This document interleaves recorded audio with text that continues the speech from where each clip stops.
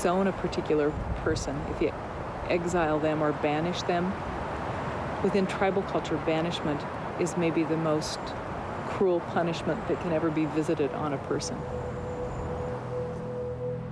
Nearly 30 tribal nations have official and venerable ties to this region, some of which have been overlooked and even ignored.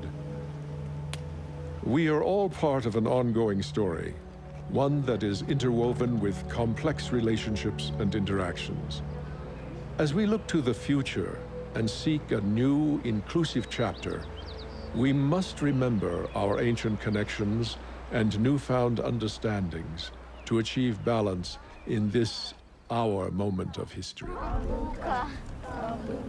That's his name. Our stories tell us that we are created on the Yellowstone River, so we are the first caretakers of this land. And the land has been polluted physically and spiritually. And we were affiliated to the land and to nature, but we are slowly losing it. And Park Service has preserved like the Yellowstone Park for all the people, and we are grateful for these people for that service. And the Crows used to own the Yellowstone Park. Our blood and bones are mixed with the land. And that's why it's very special to us. That connection from that realization, that view, that perception of history, that's what's most important, that I hope that our children and grandchildren are able to get. In my view, any disappearance of any culture is a huge loss to humankind. And so what we must all do, both as a Crow tribe and the nation, is work hard at keeping these native cultures alive, because diversity adds to the beauty of this great, great earth that we call our home. Basically, the landscape, like Glacier National Park or Yellowstone National Park, is like taking a picture.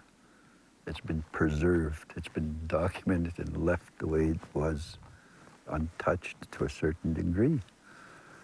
So, yeah, the footprint's not there as much. But you look all around us, the cumulative effects that's happening around us, it's just bombarding the whole world. And these parks are just kind of a cry out to say, hey, this is what this world is about, you know. Preserve it, like save it. It's oftentimes difficult to explain in words the beauty and magnificence that we've inherited in those sacred landscapes. But we feel it when we're there. We understand it and we know it. It's an experiential process. And it's important for those places to remain for all of our children yet to come.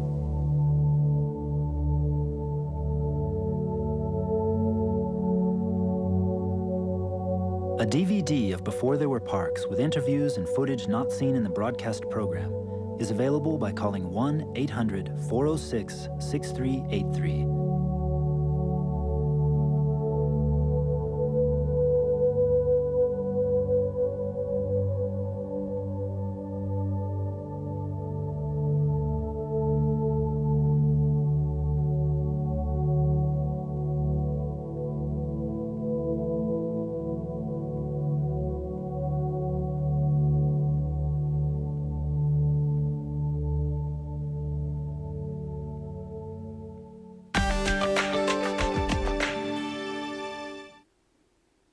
Funding for Before There Were Parks was made possible by a grant from the Corporation for Public Broadcasting.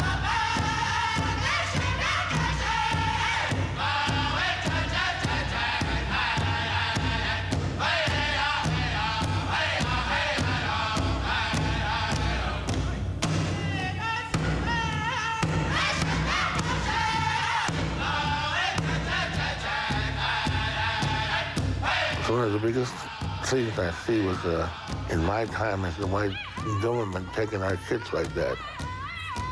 At that era, there was a lot of that going on. And the code, in general, they don't like that at all. Not only these kids, but there's a bunch of them that were taken out of here. A lot of my relatives, and it hurt. Because we closed the way I was raised up, we were close-knit. We're all interrelated somehow, one another.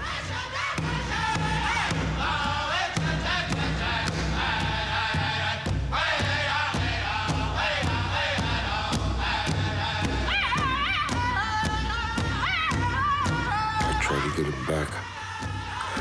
My sisters tried to get them back, but they couldn't. They got attorneys and everything, but you couldn't get them back. And then my sister also, when she lost the kids, she just turned to alcohol and continuously was drinking. And I guess from that time, she never stopped drinking. So that's why it just took a lot of toll on her health and well-being.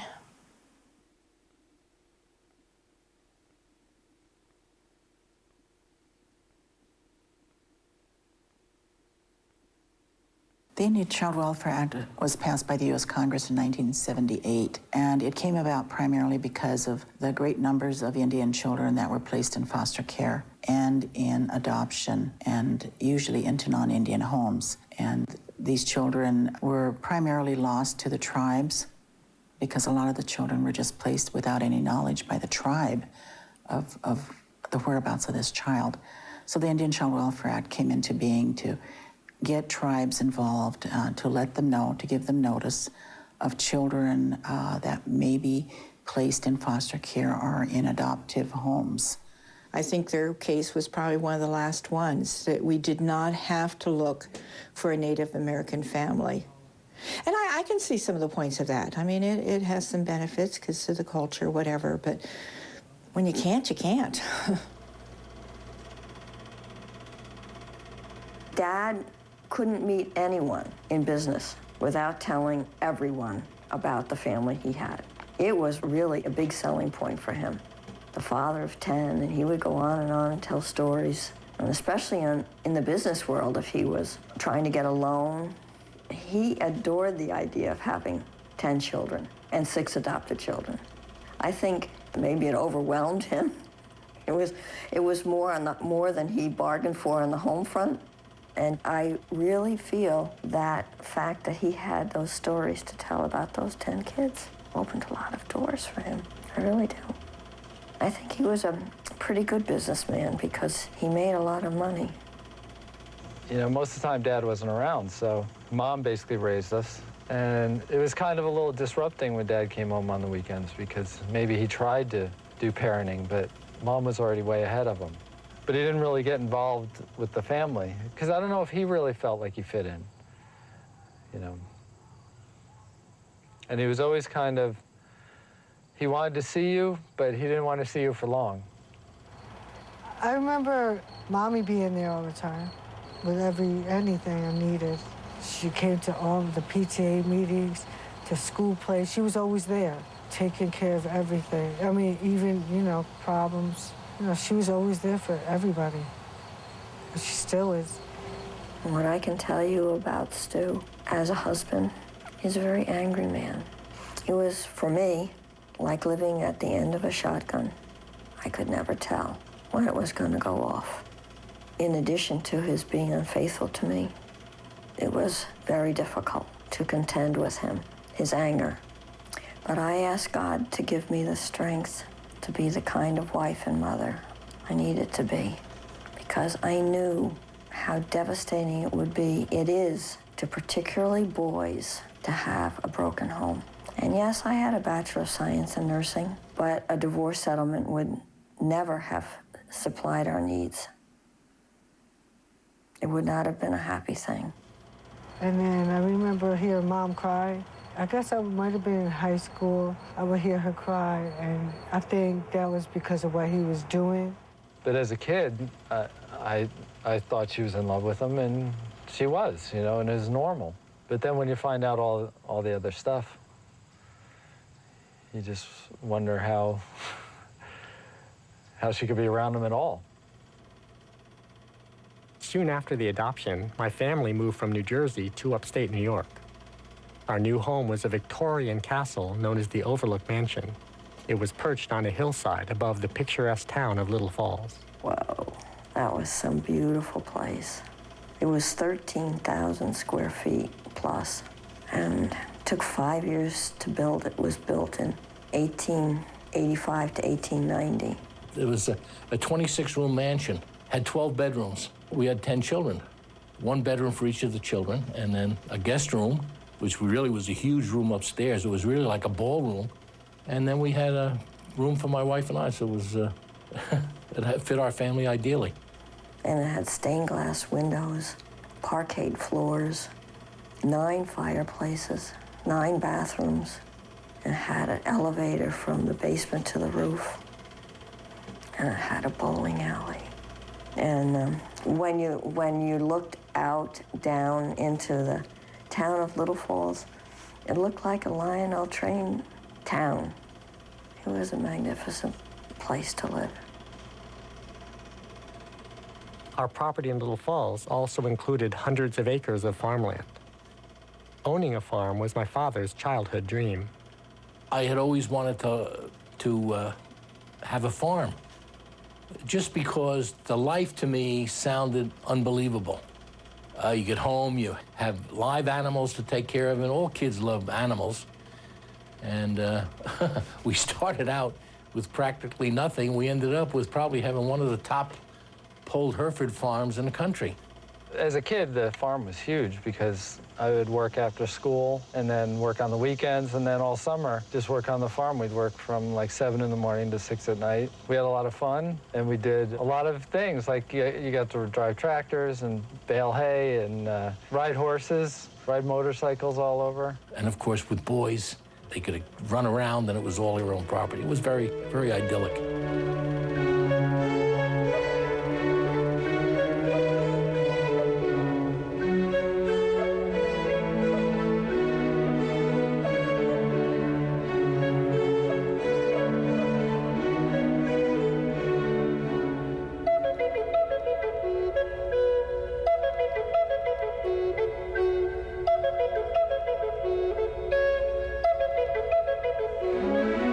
It really was idyllic. Our family seemed to thrive in Little Falls. And that made it all the more puzzling that my 2 brothers would run away from home. For all I knew, they were happy, well-adjusted kids.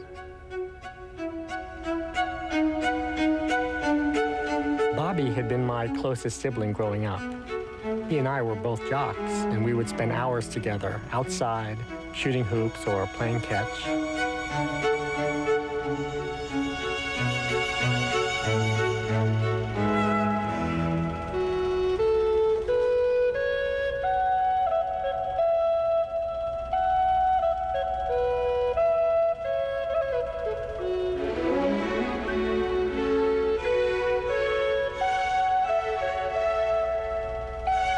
He was just a great athlete, and he was a pitcher, and everybody was scared of him because he threw really hard, but wasn't really consistent. So he'd usually hit a couple batters, you know, during the game, so the opposing kids didn't like that.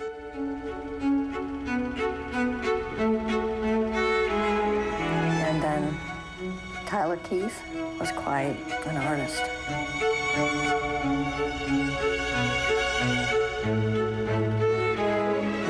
He was very active on paper. He would draw battle scenes and submarines, and always a lot of action.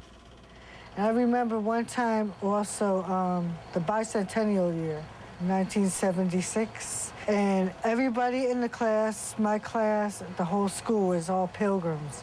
But my mom said, oh yeah, we're gonna make you guys Indians. So she had costumes made Indians, but we all wanted to be pilgrims.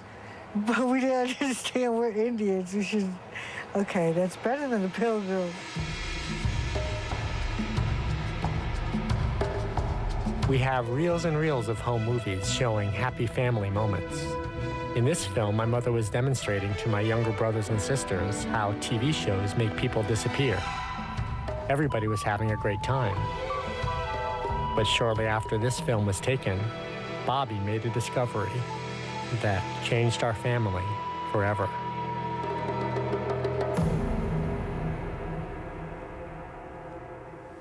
There's another side of our family where there's a lot of ill feelings. And in a sense, it really separates their side of the family with ours, in a way, to what was going on, to what wasn't, to the secrets that were kept. There was incest going on at the time of their disappearance, early on, between Lana and my adoptive father. And I think Dad was pretty careful because not only myself lived there, but there was a house full of kids, teens, house full of kids. And I trusted Stu. I never dreamed that anything like that was going on.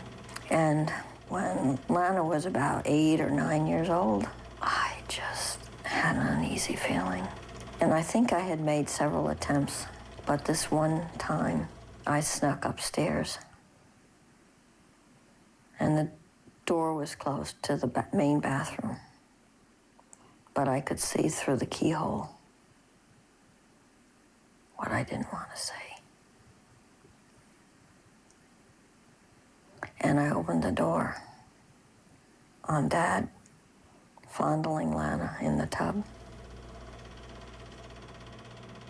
I remember certain behaviors of Lana. She would always want me to stay in her room with her or sleep under the bed. And she would always want me to be in her room at night. You know, she would beg me or offer me $1 or something, offer me something so that I would stay in her room. And I made every effort, I never went away by myself for a weekend and left Dad home with the girls. I tried never even to go shopping and leave the girls home. I took them with me. I made every effort to protect Lana. I only remember one time waking up and Dad wasn't in bed with me. But I thought he was someplace in the house making a phone call to one of his girlfriends. Because that's what I was so intently agonizing over. And actually, Bobby had caught Lana and my adoptive father together. And that's what pushed them leaving to go get us help and to get us out of that house. Bobby and Tyler knew that Dad was abusing Lana, and they evidently left to go find help, as I said before. 2 little boys to go find help. I'm sure they meant that they were going to try to get back home to Montana.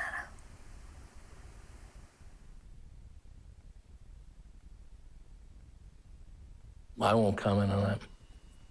Okay. If you were able to say something to Lana now, would you have anything you'd want to say to her? Well, we dealt with any difficulties that she had initially, but of course she is and was an alcoholic, and you can't deal with people who are not rational all the time, and she's definitely not rational all the time. So I won't comment any more than that. Okay. When you said you dealt with it before, the other... Well, between she and I and other people who were involved. But again, I won't go any further than that. Okay.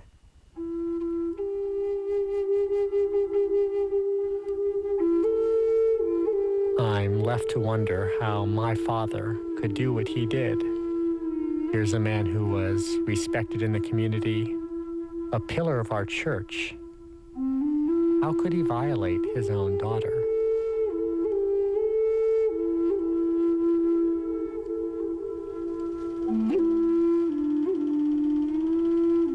Lana is living in North Carolina, and she's not sober, ever. She's been severely impacted by a terrible automobile accident. She's been beaten up. Her face is scarred. There's nothing beautiful left of her beautiful face. I don't know what she's going to do with the rest of her life. I don't know how to reach her.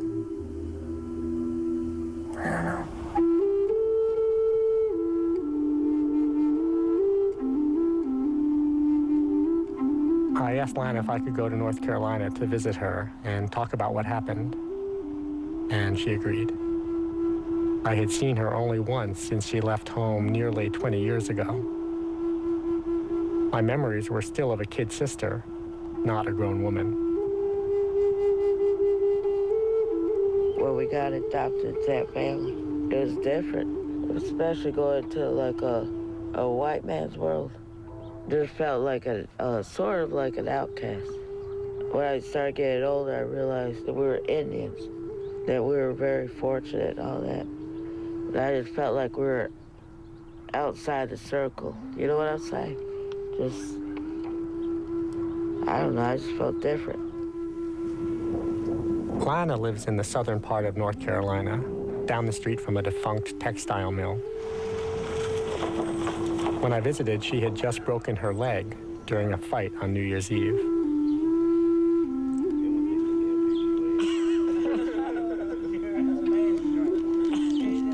The last 2 decades have been difficult for Lana. She struggles with alcoholism and has had numerous scrapes with the law. I never had a childhood. Sometimes I feel like a child still. The only time I had a good childhood is when he wasn't around. That's when I was happiest. I was glad when everybody was around, because I knew he didn't have a chance to get me. Then he'll tell me to meet him somewhere, I wouldn't show up, and he'd get mad. Basically, he ruined my whole life. Mentally, I can't have relationships with men. Shoot, I don't even like sex. I don't know how it's supposed to feel to make love. What's making love? I never had that before. What was going on between you and Dad? He was always touching me. He said, this is our little secret. Don't tell anybody. If you do, you're going to hurt the family. And I didn't understand what he meant by that. He could have said, you're going to break this whole family apart, and it's going to be your fault. I remember the first time, I was about 7, 8 years old, because it started when we first moved up there to Little Falls. And I had my nightgown, and he snuck in. And he was just sitting there talking to me. And that's when he started touching me on my private. Shoot, sometimes Mom would be right there. Mama would be right there in her room, and he'd go sneaking in. Lana and I didn't spend much time hanging out as kids, and it was hard to find film of the two of us together. I guess I always thought she was sort of a loner. That's why I would stay in my room a lot. All you kids would be laughing, cutting up, and everything. And I was always depressed. Actually, I was crying inside. I said, how come I have to go through this and nobody else is? Actually, I didn't want to wish it on nobody, but I felt different from all the other kids. I always thought it was my fault. Those pictures we got of the family, like everybody's standing there, everybody's smiling and everything like it's a happy family. And inside, I wasn't happy. So it was on until I was a teenager. Because he started getting jealous when I started dating. And he always acted like he was jealous. So he offered me money just to go be with him. I kind of got scared of him because I was afraid he was going to do something to me if I told. As I listened to Lana, it's hard for me to believe that all this was going on in our house. I knew our family was far from perfect, and I had often had a contentious relationship with my father. But I never suspected anything like this. Who in the family did you tell about this? I told Bobby. The only people I really confided was my brother and friends. I told my friends. They said their daddy was doing it too.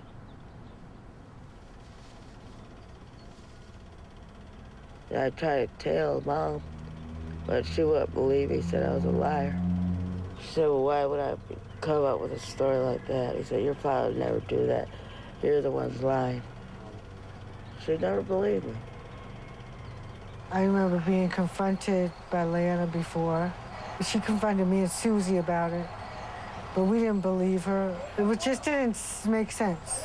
On the way to school, she told us that, oh, Daddy touched her before, or we said, that's not true, because you don't want to hear that.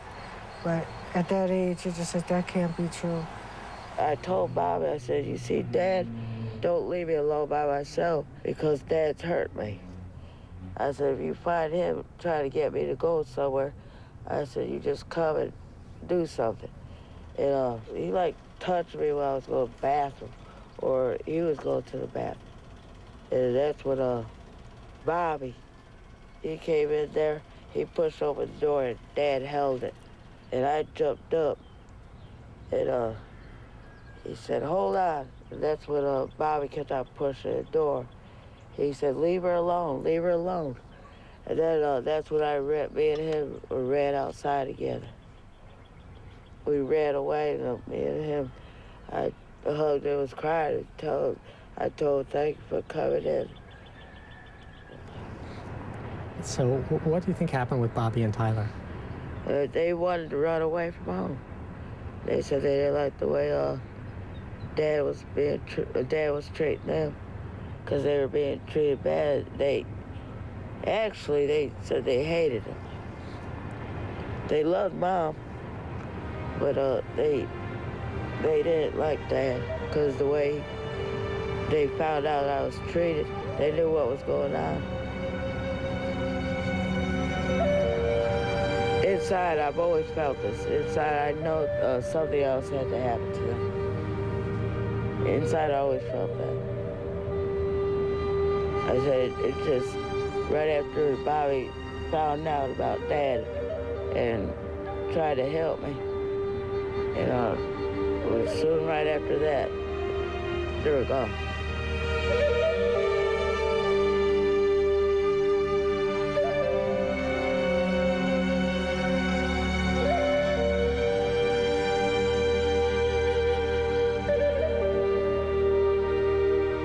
The last time I saw them, in back of our house, there's fields, and the road pavement circles around to go down. And there's another old dirt road that goes down into town, and they were leaving that way. I know it was daylight, and I know I followed them, and I knew they didn't know I was behind them. They saw me, and then it was just about there where Bobby was telling me that they'll be back. And I was very upset. I was crying and begging and them to stay and take me with them, and then when I was able to calm down a little bit, I remember Bobby kneeling down to me and telling me to take care of Lana. And he said, you have to be strong. You have to be the strong one.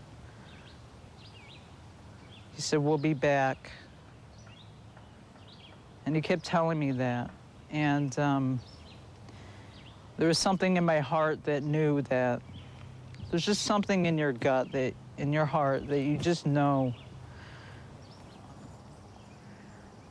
But that day, it was like I left, too, with them. And I know Lana did, too. We didn't grow up in poverty, obviously, in our adopted home, but it felt like it inside. And the happiest I was when Bobby and Tyler were alive, and, you know, the four of us were together. And it's very painful. I can't imagine what must have gone through the minds of those two boys when they went off, and then it became dark and they were alone. I never would have meant for anything like that to be in their life. What we were told at the time was there had been an incident of a train, but no details were given. We were just told that much. Supposedly, the train was coming around the corner and hit them. There was no eyewitness. The only people there was the guy who drove the train. And when he did finally see me through the brakes, that was a freight train. But by the time the thing stopped, they couldn't slow it down enough, and they just killed the kids. Ironically, he was an engineer for 47 years, never had a fatal accident. They had to take him away. He couldn't continue.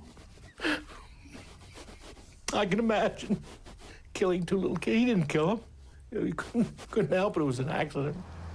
It's hard. It's really hard for me to describe the scene because, you know, I do and I don't. I just can't. I don't know if I could go. I don't know if I could go there again. It's hard, you know. It was a mess. It happened early morning. I know there was 2 conductors before the one that actually couldn't stop coming around the bend. And he had stated that one of the brothers had, like, one of them sat up, and that was it. I think they ended up there because it was a cool evening and they were cold. And the strange thing is the track beds are all stone and the heat radiates all day from the sun and it keeps the rocks warm. Therefore, the boys were cold, tired, so they've decided probably just to rest for a minute, and they ended up falling asleep on the tracks. But it's something don't seem right, laying on railroad tracks. Just to keep warm by the rocks. That don't make sense. They probably, what they probably ended up doing is build a little fire like they always do. We just go up there and build a little fire, cook eggs, take eggs out of the chicken coop, go out, build a fire, and cook eggs. But I can't see them laying on railroad tracks. Then there was concern that somebody may have kidnapped the boys, but there was never anything to tie that in with any reality. We were just baffled, and none of it ever made any sense to us. I remember it being said that the engineer had noticed that there was a pile of rocks on the track a little ways before the boys. I wonder why those stones were placed on the rail. My thought always was that maybe they were trying to jump the train like the hobos used to do, that, you know, you hear about fictionalized. And if your timing is off just a little bit, it's usually doesn't have a good result. And I always wanted to believe that that's probably what happened. They're trying to jump the train and just get a free ride as far as the train would go, and they'd go from there.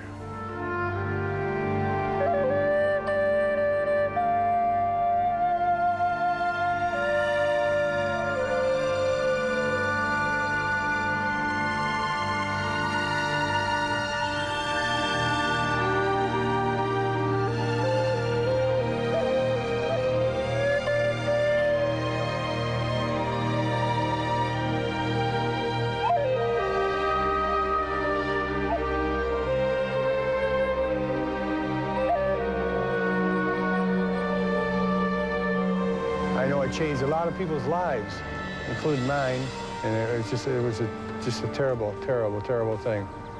And even to today, the thought still comes into my mind, you know, and it's hard. You never forget things like that, never. You know, you think you're strong enough to block things out, you're not. The deaths of Bobby and Tyler are probably the most tragic event in my life. I don't believe they committed suicide. They were too full of life, and they were clearly on a mission to help Lana. But I don't have an explanation for what happened. In many ways, this cross-country drive was a chance for me, finally, 30 years later, to mourn. They were my brother and they were my friends. Bobby was a year younger than me, so I was really sad. But I was young, so I don't even know if I was able to process it. And not even knowing, you know, we didn't see him again. There wasn't an open casket. They were just gone. And I don't even know if I really ever, you know, ever dealt with that. I was in shock. I remember just going on the porch, and I remember like the sun beaming on me, and I was just crying. It's almost like I cried and then I had to compose myself before I went to see how Lana was. She was a mess. What were you saying about whenever you hear a train go by? It reminds me of Bobby and Tyler. I don't care where it's at, it always reminds me of them when they passed away. People don't understand how I felt that time. I mean, literally my whole life shattered. Felt like I lost two babies. They were like my sons. I'm just glad they weren't, they didn't feel no pain. But what I was saying, I'm glad they weren't tormented. I'm glad it happened instantly, because they didn't have to suffer. I was angry. I really was. I was not overcome with remorse or anything like that. I wasn't. I was angry. Why did these two kids come and do something stupid like that? And that was my attitude.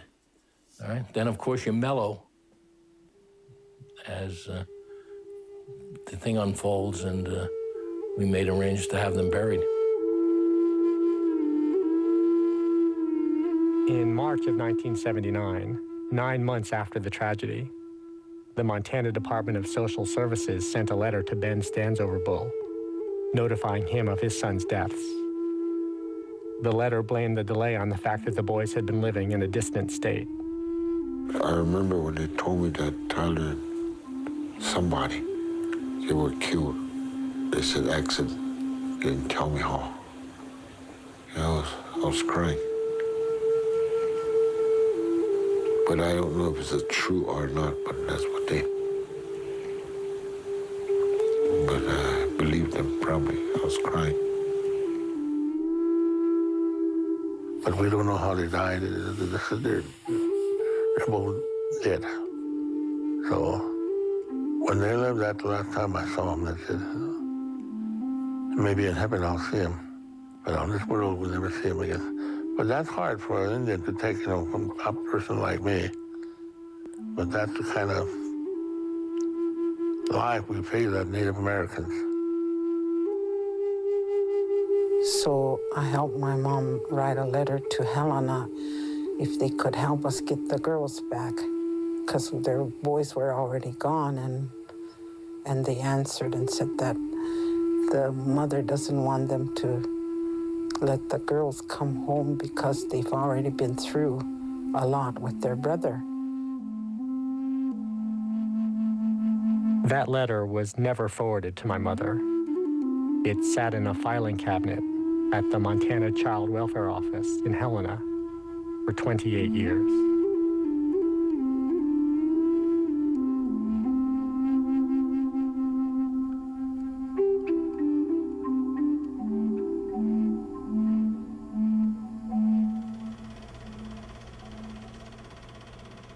Our family moved out of the Overlook Mansion in the mid-'80s. And after living apart for nearly 2 decades, my parents formally divorced in 2005. My mother moved back to northern New Jersey.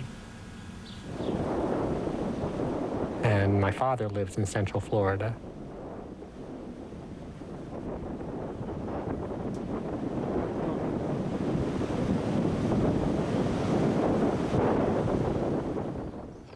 Do you think you could ever forgive Dad? Look, I know God says to forgive.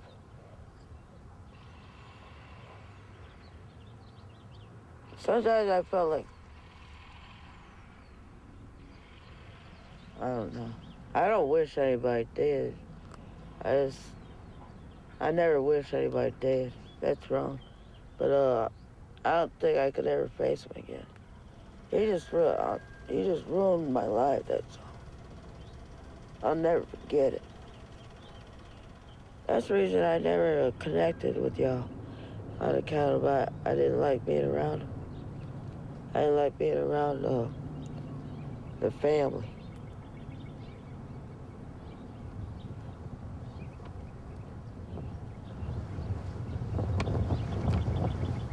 I don't know, you know what I'm saying, Chris? I don't understand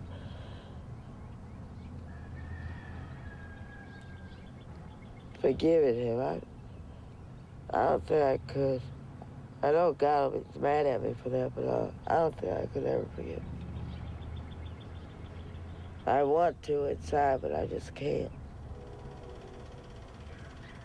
Has he ever asked for forgiveness? Several times. And I forgave him. He said, will you ever forgive me? I said, yes. And then he said, I'll never touch you again. I'm sorry I hurt you.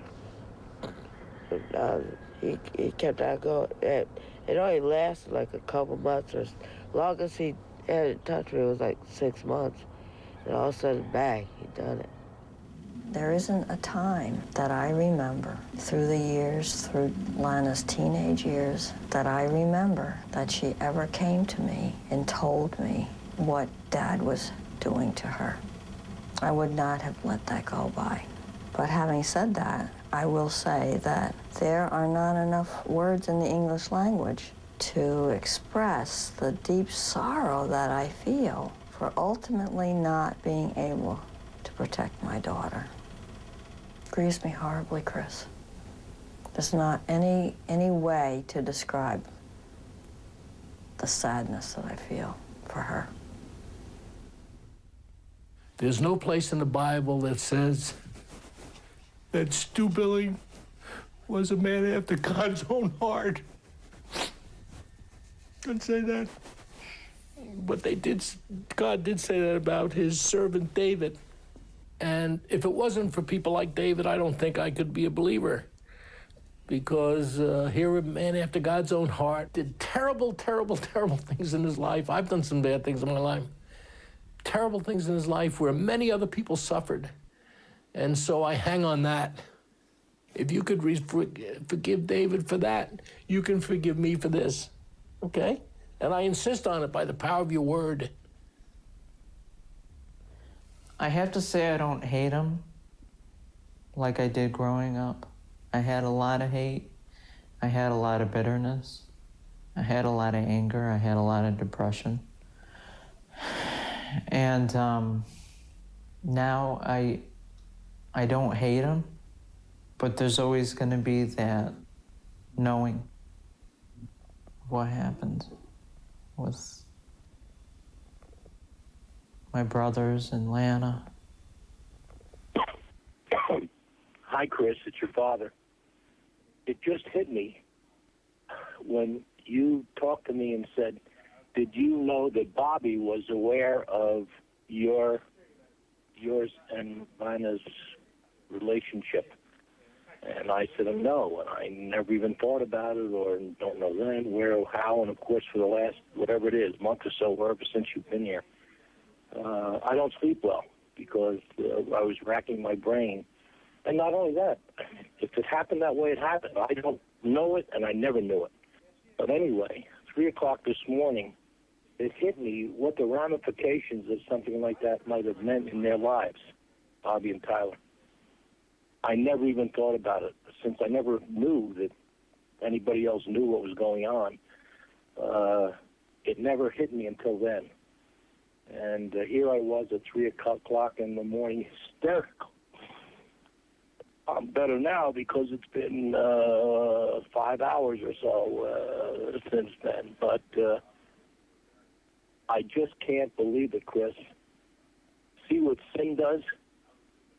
I mean, I don't even fathom what,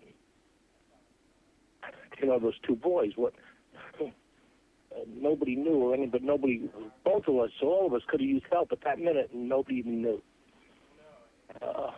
I am terrible. I can't believe that there is a possibility, we don't know, that those boys died because of me. Can you imagine having that on your conscience? I can't. Of course, I do, and I will. From now till I die, I will have that on my conscience. Chris, I don't know what to say. As I pointed out, I never knew what was going on in that respect, and I'm done. I just don't know where to go from here. So I just wanted to tell you, I just can't. I don't know what to do. I find it very difficult to deal with this situation, and I don't know what to say. Forgive me for, oh my goodness, what a way to live. Anyway, I had to tell you, so I just love you, hate what I've done, don't know where to go from here. End of message.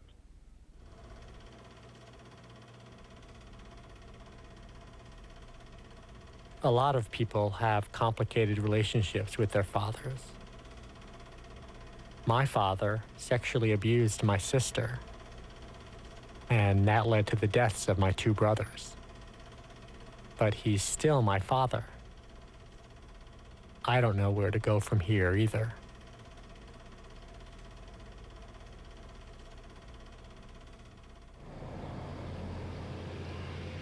My father decided he wanted to go to North Carolina to apologize to Lana, and to my surprise, Lana agreed.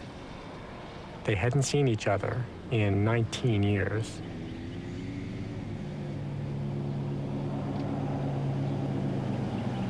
Well, shoot, I was scared at first. It was all mixed emotions. I wanted to cry, then I didn't want to cry, then I was mad, angry. But I'll tell you what, I was gonna back out of it. I was gonna leave. And I said, no, I better go through it. Actually, I wanted to see what he had to say. I didn't even recognize him, telling you the truth.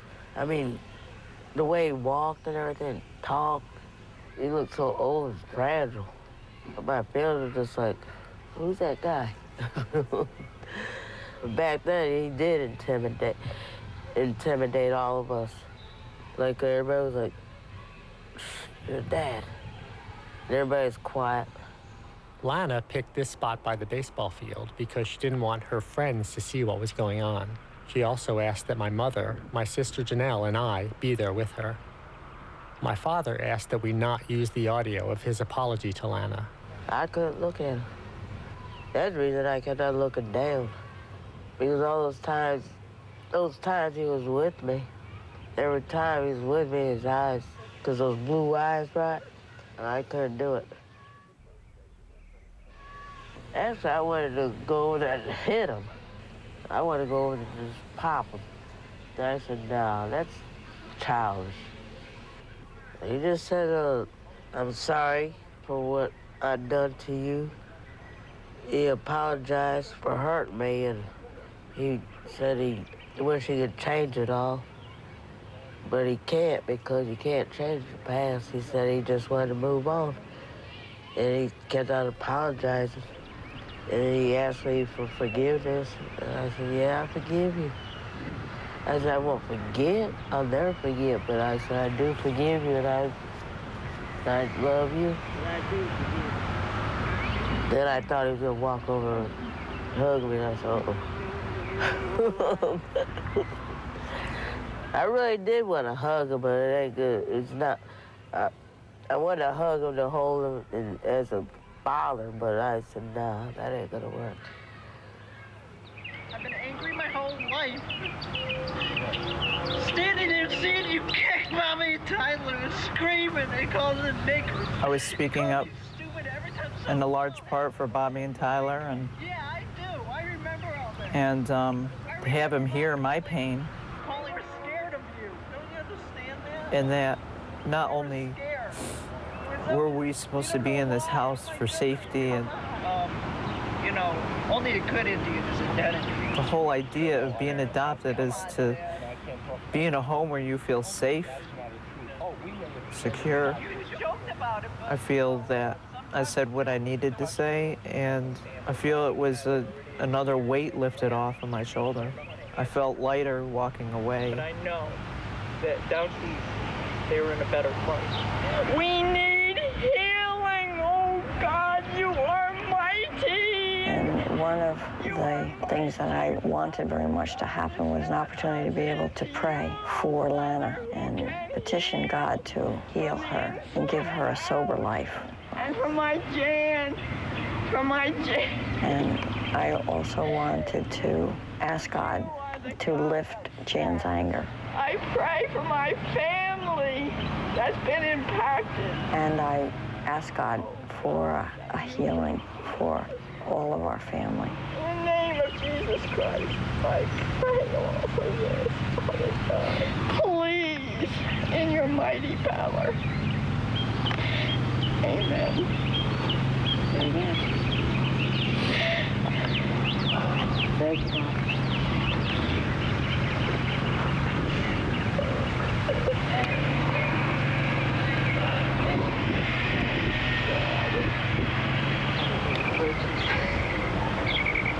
All right, girls.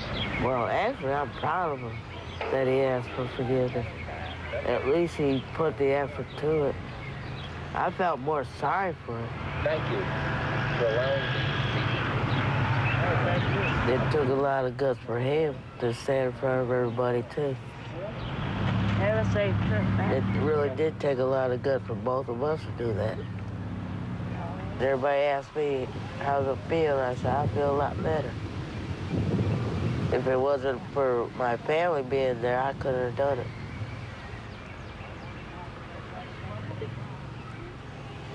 Do you think Dad should be punished for what he did to you? No. I think he's been punished enough. I think the way he's living, I think God's the only one that can punish him. God, I don't think he should be punished. What good is it gonna do? It ain't gonna do nothing. It ain't gonna change nothing. It's not gonna help me. It's not gonna help any of us. I believe he is being punished now with heartache and loneliness, misery. When God says vengeance is mine, he makes us have to live in our own skin with our own consequences and our own thoughts. And my heart goes out to Dad with the thoughts that he must live with.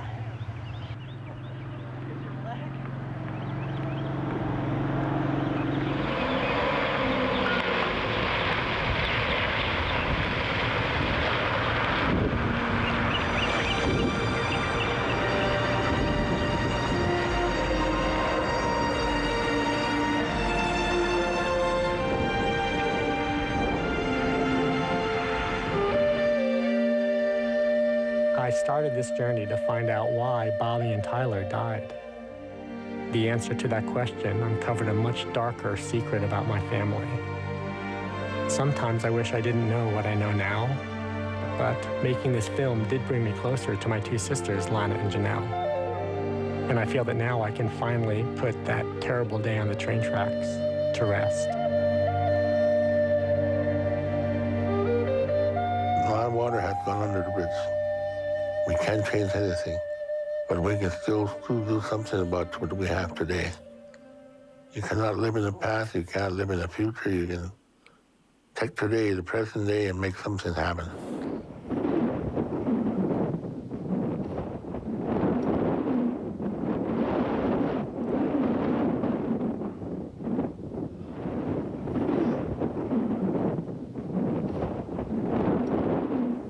Who is the greatest in the kingdom of heaven? And calling him a child, he put him in the midst of them and said, Truly I say unto you, unless you turn and become like little children, you will never enter the kingdom of heaven. Whoever humbled himself like this child, he is the greatest in the kingdom of heaven. Whoever receives one such child in my name, receive me. And whoever causes one of these little ones who believe in me to sin, it would be better for him to have a great millstone fastened around his neck and to be drowned in the depth of the sea. That's a reading from Matthew 18, 1 through 6.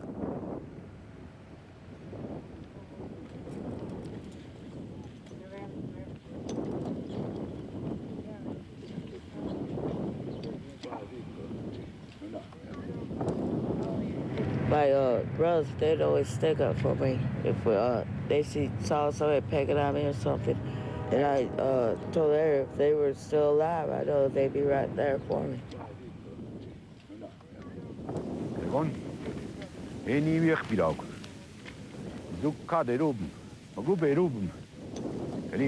You do not disturb the deceased. If you do, ask for forgiveness. They say that if you disturb them too many times, their spirits will then come back and take somebody else. So they have gone, let them rest in peace. Do not disturb them. Their spirit has left them. It's in that other world with the Father, and troubles and everything are gone. But the remains are here, and we do not disturb them.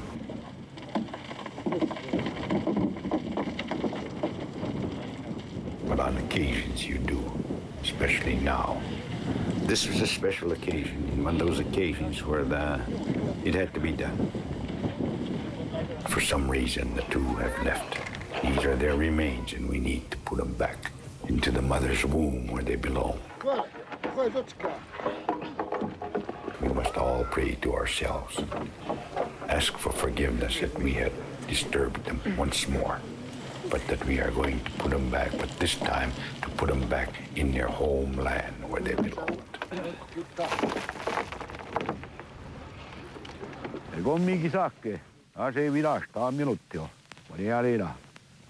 That's why we're here.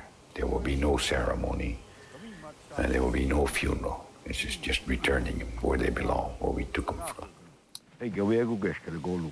You know, the Bible says that because we are made from the dust, that we will return unto the dust. And this is what we're doing today to finalize this burial.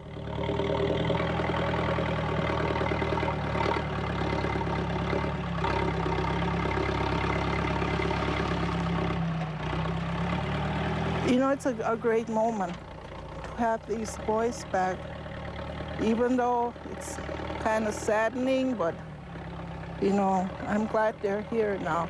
The remains are here.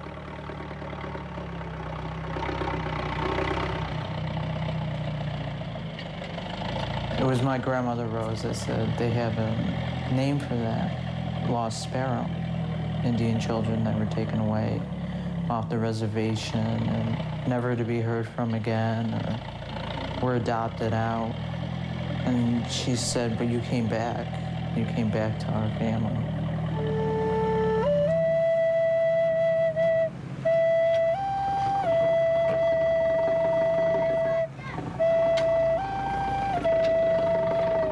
Why did you come here today?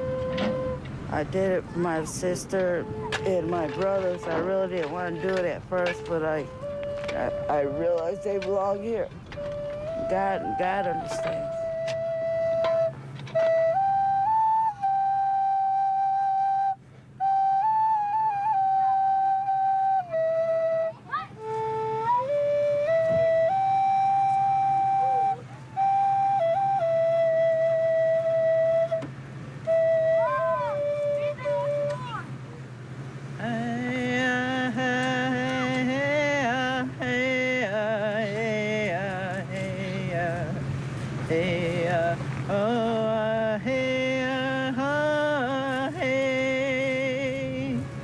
My brother, come home.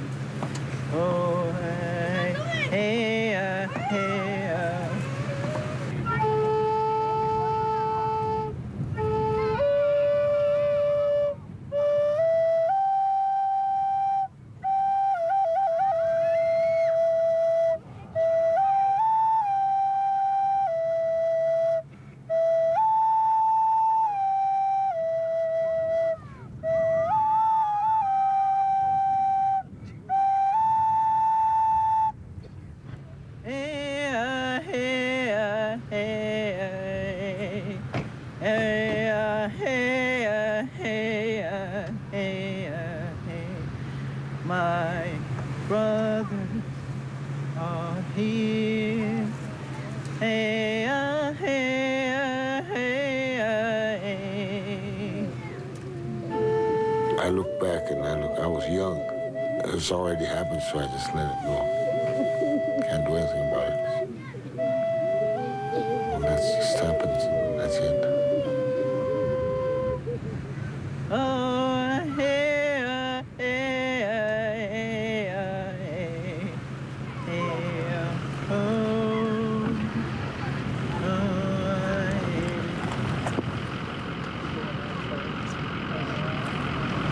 I'm just glad I came. I love Mom. I love her so much. And my sister, too. And I love y'all for doing all this. Love you, Mom.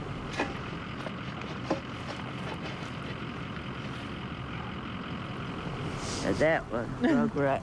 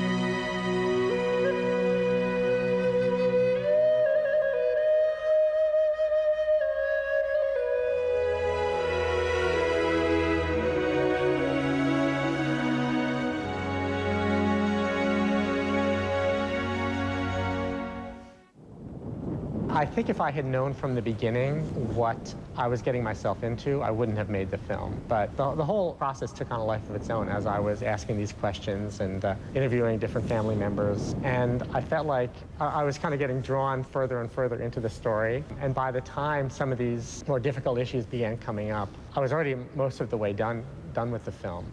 So I felt like I wanted to power on and finish it. For all those years, ever since the late 70s when this tragedy occurred in my family, I'd been haunted about what happened to Bobby and Tyler. I'd always wanted to know. An interesting thing is when the two boys were killed, they'd run away from home on a Monday. They were hit by a train on the Tuesday. The funeral was on Wednesday. And the day after that, we moved to our summer home out of town, up in the Adirondacks in upstate New York.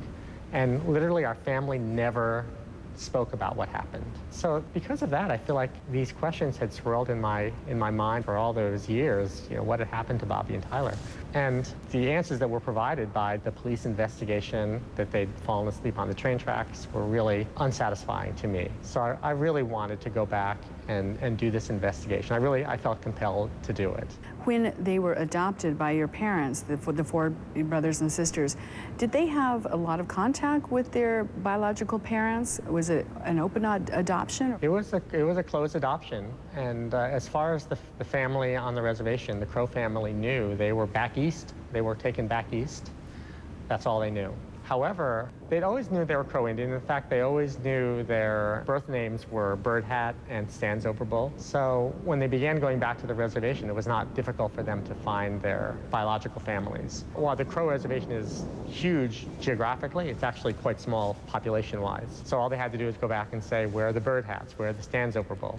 And it was quite easy for them to be reunited. So when did you actually learn that your father was molesting Lana? I had known since college that something had gone on. So this, even back in the mid-'80s, that something had happened between my sister and my father. But even back then, I think maybe I was, obviously in my early 20s, and I really wasn't ready to ask difficult questions, or even maybe prepared to get the information to know what had happened. because I still wanted to have a high regard for my father and to have a relationship with him. And I was worried that if I knew too much, that that would be damaged. But particularly knowing that what had happened also had relevance to what happened to my two brothers, I felt like I wanted, at this age now, to start asking those questions. In the making of the film, I'd always sort of felt somewhat schizophrenic in doing it because, on the one hand, I have this whole background in journalism. I worked as a journalist for a couple decades. So I'm all about, you know, just the facts and asking the hard questions and so on. But in this case, it's my family. And again, I'm in the role of journalist, the one who's making this film and asking the questions, but I'm also the one this is my father, and these are my sisters, and this is my mother. And certainly the interview with my father, when I confront him about what had happened, I won't comment on that, was easily the hardest interview I've ever done in my life. And this is after literally doing scores, if not hundreds, of interviews. You started out with one intention of to produce a documentary about what happened to your brothers, and the story has totally changed. What purpose do you think your documentary serves now? Well, one thing I've been gratified about is a lot of these organizations that deal with some of the issues that are raised in the film, and there are so many, but that deal with substance abuse, that deal with the issues of interracial adoption, that deal with child sexual abuse, organizations that kind of confront those issues have used my film. I've shown the film at meetings of the National Children's Alliance, of the National Indian Child Welfare Association, and other organizations like that. I know it's been shown by groups around the country. I often get phone calls about that, and I think that's exactly what I was hoping for when I was making the film. And what about your family? Do you think that your documentary, Lost Sparrow, has brought some closure to some members of your family, if not all of them? Well, I was happy to hear when I talked to Lana after the film had been made and after that whole apology moment between her and my father, that she said that she was glad that she did it. And everybody asked me, how's it feel? I said, I feel a lot better. And I said, I feel a lot better since he talked to me. And I said, if it wasn't for my family being there, I couldn't have done it. And I think as far as I'm concerned, I mean, if it was good for Lana, then it was worth it. The truth is that things now are basically the way we left them in the film. Lana still lives in North Carolina. It's still in kind of a very difficult situation. Most of my family's in New Jersey. There's really not that much communication. I certainly have a strong relationship with Lana now than I did before. We talk pretty regularly, and that's certainly been a positive outcome of the film. But there are very difficult issues and questions and problems that are raised in the film, and there's no easy answer. Even all the effort, 3 years of my life making this film, I think we produced a remarkable documentary, but I don't think it has really done that much to bind the family together or remove old wounds. I think they're still there.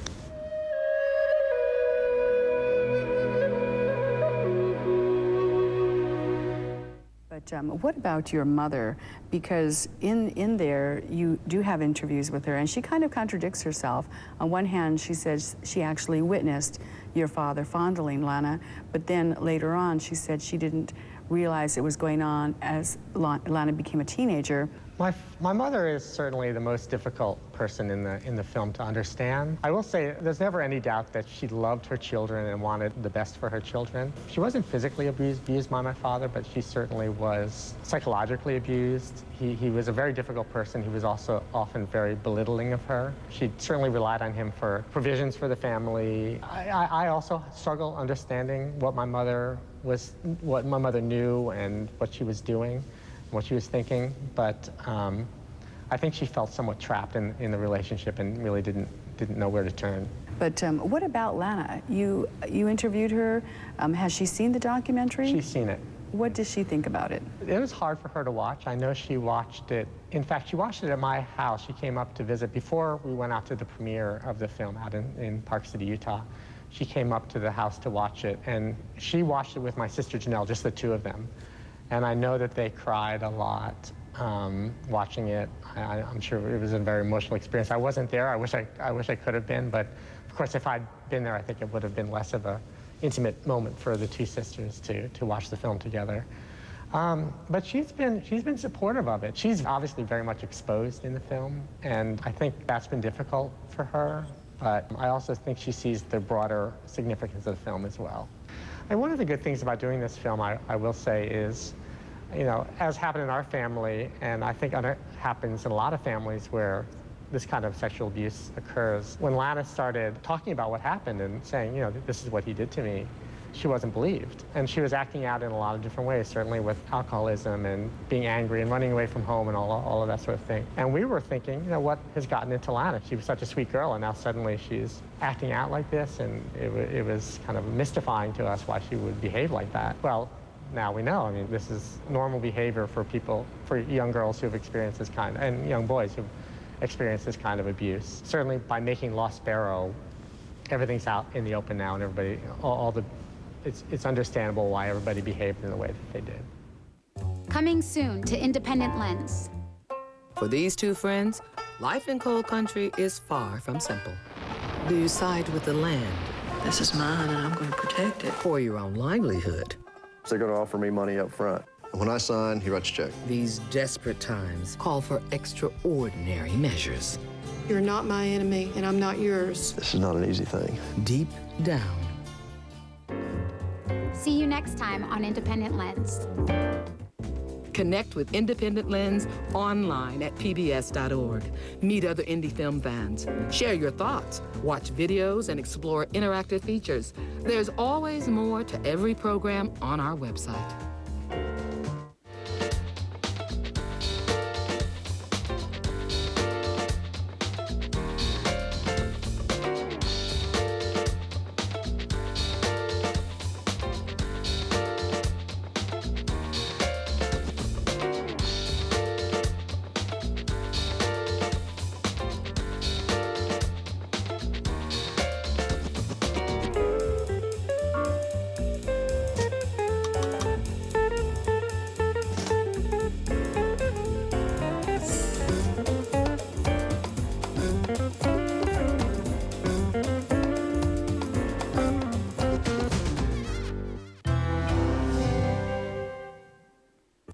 This program is made possible by the Corporation for Public Broadcasting, the National Endowment for the Arts, and by contributions to your PBS station from viewers like you.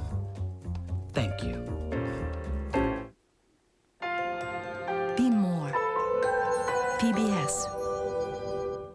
Who am I supposed to be? John! Who am I supposed to be? What do you want, John? Just want to hold your hand. Isn't being John Lennon enough? Everybody loves you, John. What am I supposed to be? That's like saying nobody does. What am I supposed to be? I was a mess before I met you. And who am I? On Masterpiece Contemporary. His last years with the Beatles. Lennon Naked, tonight at 9. As a Beatle, John Lennon belonged to the world. Now American Masters tells us the intimate story of how he found himself. Being John Lennon. John would often say, I should have been born in New York City.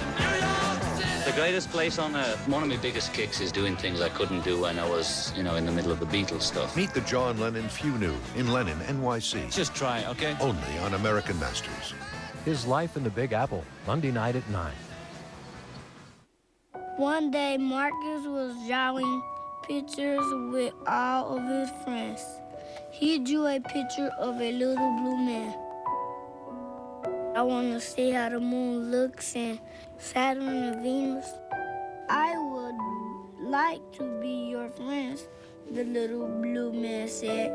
If it's a word that you don't know, you got to sound it out. Imagination. Imagination. As you can see, said Mikhail, we like to draw. Sesame Street, Arthur, and Burger. Can I draw X a little blue man? It sure would be funny too, said Mikhail. No matter where you live, you can still get smart. I'm gonna keep learning.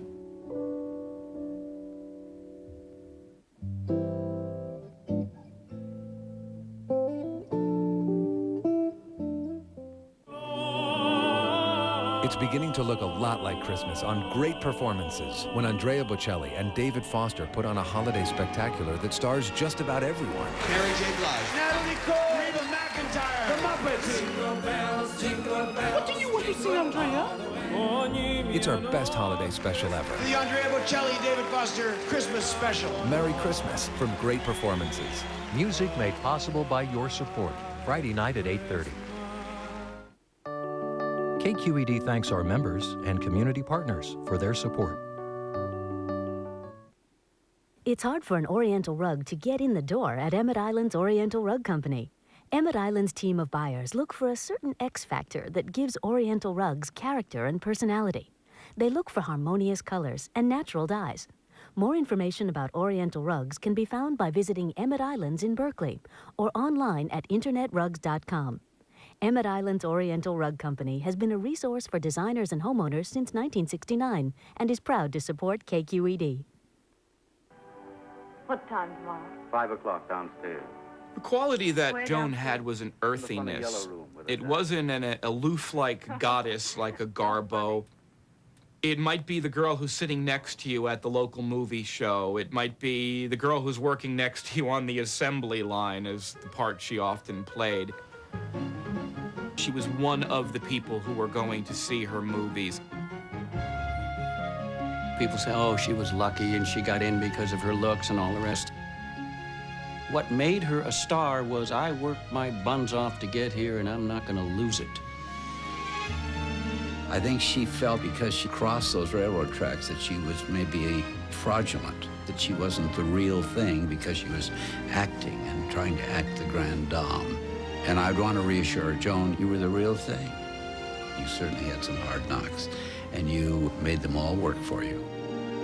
She learned from the experience of doing it, and she learned by watching other people. I feel she developed more as an actress than almost anybody in the business, with the exception of Marilyn Monroe. Joan was a woman who lived a dream. She became everything she dreamed about. But most of all, she became a star.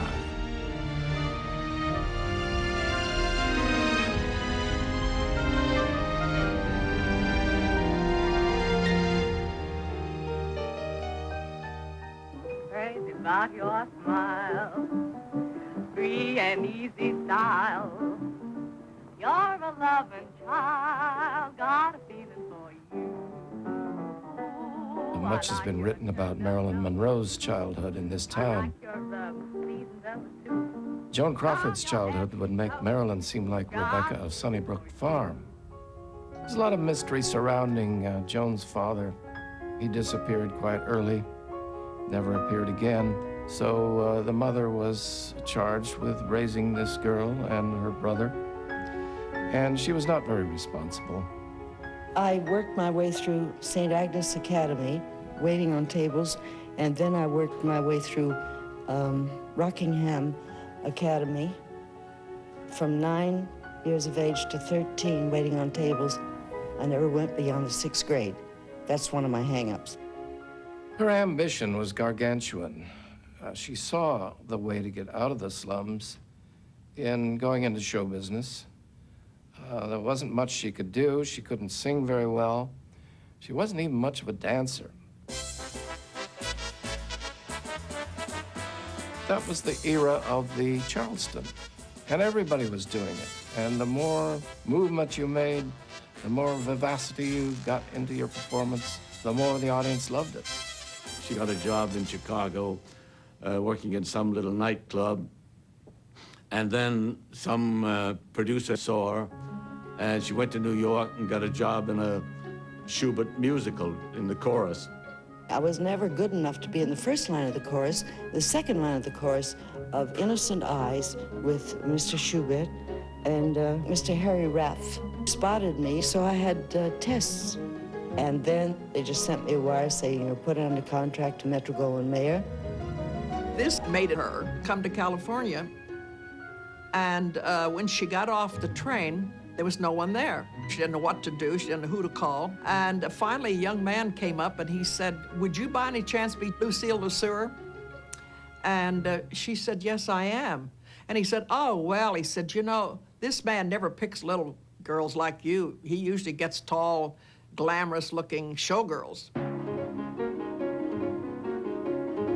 When Joan arrived at MGM, it was already the giant among the Hollywood studios. Thanks to Irving Thalberg and Louis B. Mayer, they had a real factory going. They had more stars than there are in the heavens. That was their slogan. And they would take someone like Joan Crawford and give her dancing lessons, give her lessons in acting and in fencing and horseback riding. And she became a wampus baby star, which was the crowning glory for starlets in those days.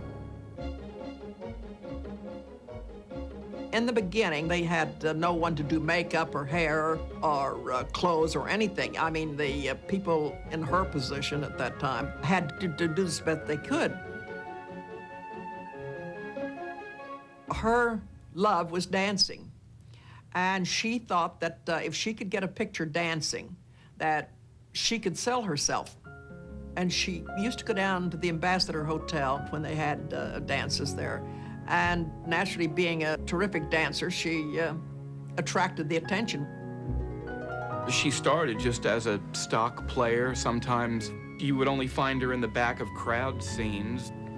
Once she played Norma Shearer's back, because Norma Shearer was playing a dual role as a good girl and bad girl. So in the over-the-shoulder shots, it was Crawford's shoulder that was standing in for Norma's double.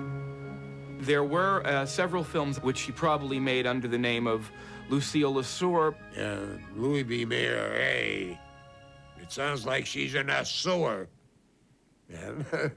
So we got to get a new name for her. They had a contest in a magazine, and the first choice was Joan Arden.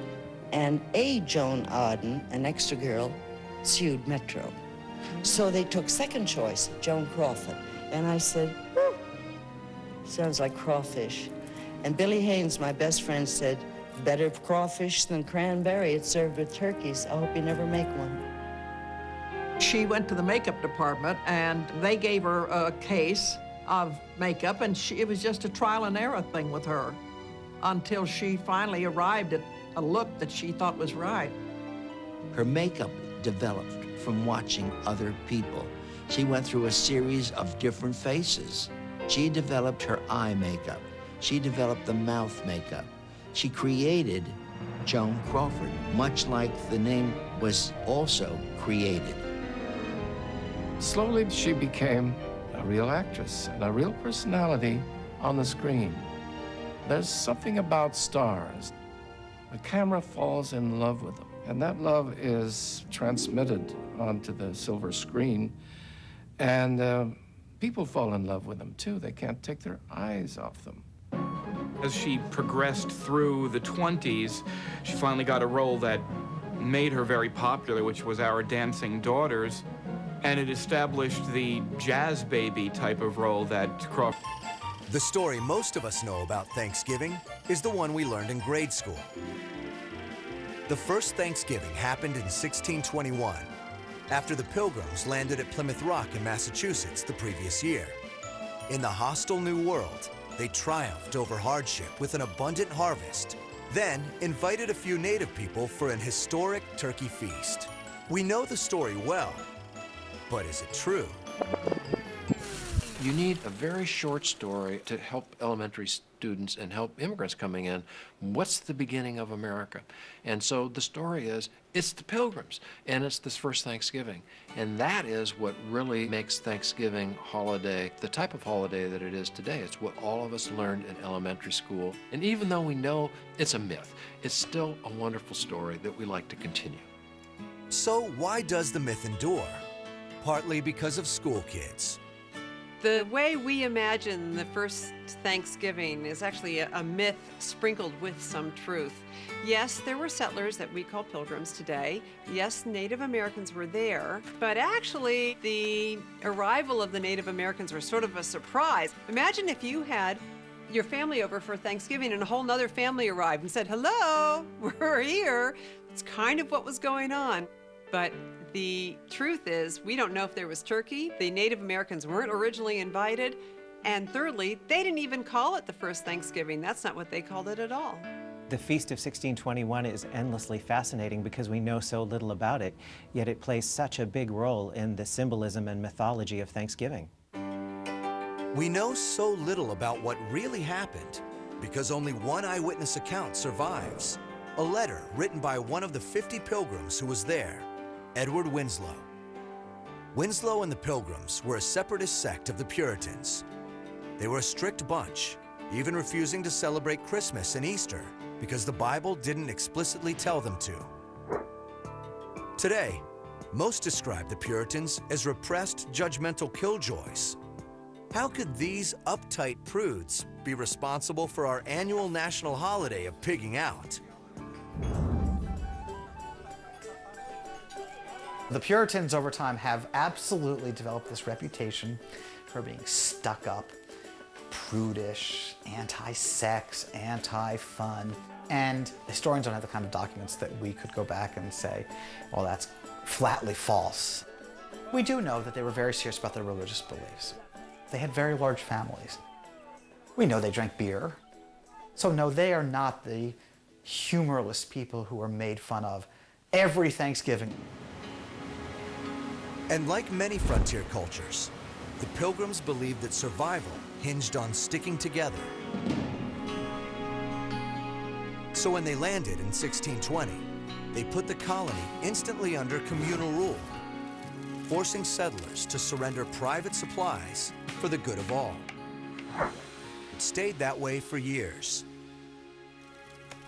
Communal rule was part of the reason why the Pilgrims survived the first harsh year in Plymouth. But the bigger reason was their neighbors, the native people. When the grains the Pilgrims brought from Europe withered in Plymouth's sandy soil, the Wampanoags taught them how to grow native corn. They were very fortunate, and I think a lot of that has to do with the real effort to actually pay attention to what the Indians told them about food and where it was available and how to catch it and how to grow it. Pilgrims recognized that the Wampanoags were key to their survival, but they didn't exactly embrace them as equals. In fact, at first they thought the Wampanoag lands in eastern Massachusetts were simply free for them to take. When the English arrived as family units, we really saw them as part of our nation. They didn't understand that about us, and we didn't understand that they thought they owned this entire territory. A potential powder keg was smoldering. But then came a bountiful crop in the autumn of 1621. After the harvest was successful, and this was a great relief, it meant they were going to survive at least another year, they decided to celebrate.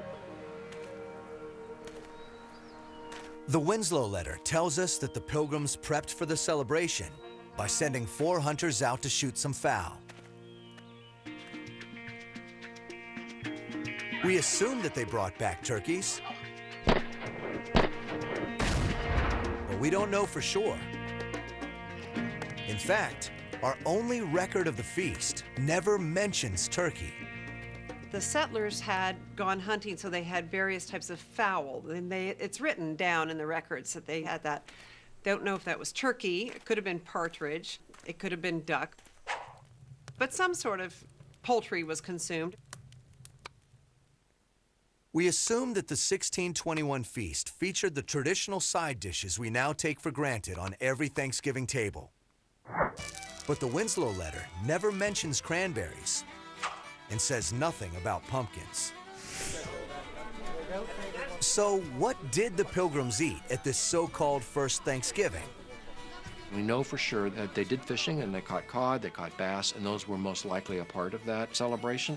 Lobster were plentiful around in the area, but they're large, tip to tip, 5 feet from claw to claw, and they taste terrible.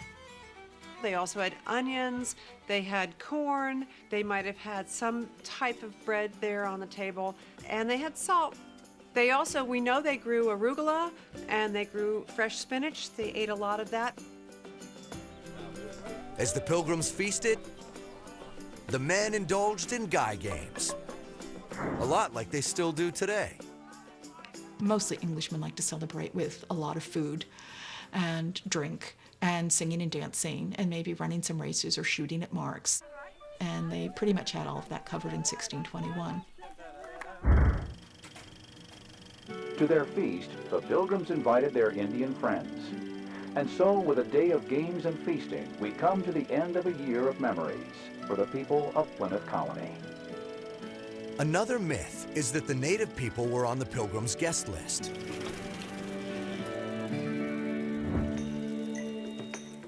The Wampanoag were nearby, apparently minding their own business, when the Pilgrims started firing off their muskets and cannons, a show of some aggression.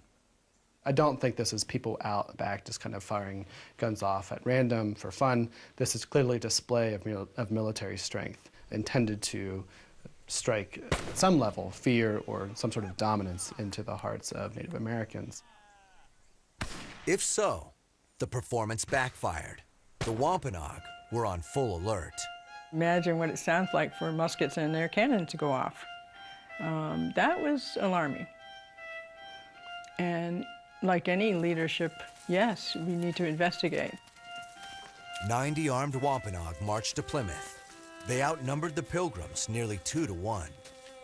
We weren't invited. We just arrived. But both sides put down their weapons and picked up their spoons. With 90 more mouths to feed, the Wampanoag pitched in by supplying a main course of 5 deer. So the truth is that the Wampanoag weren't guests so much as co-hosts. There was no pumpkin pie at this feast. The Pilgrims hadn't brought much, if any, sugar or flour for pies. But the Wampanoag had taught the Pilgrims to grow pumpkins. They called them escuda squash, and may have introduced them to one of their favorite dishes. We could cut them in half and stuff them with anything that we wanted, whether it be fruits or nuts or just wild garlic and onion. We'd bake them in the hot coals of the fire until the whole outside got soft. Aside from a few details like this, the true story of the first Thanksgiving is a far cry from the idyllic myth. But even more astounding, this Pilgrim feast wasn't the first Thanksgiving at all. It was just a one-time only event, forgotten by history for over 200 years. And Edward Winslow's letter describing this feast was lost until the 19th century. Only when it was rediscovered did people start linking the story to a Thanksgiving tradition that was already established. So, if it didn't come from the Pilgrims of Plymouth, where did Thanksgiving come from? Incredibly, our holiday of extravagant feasting began as part of a solemn ritual of fasting. European Christians started the practice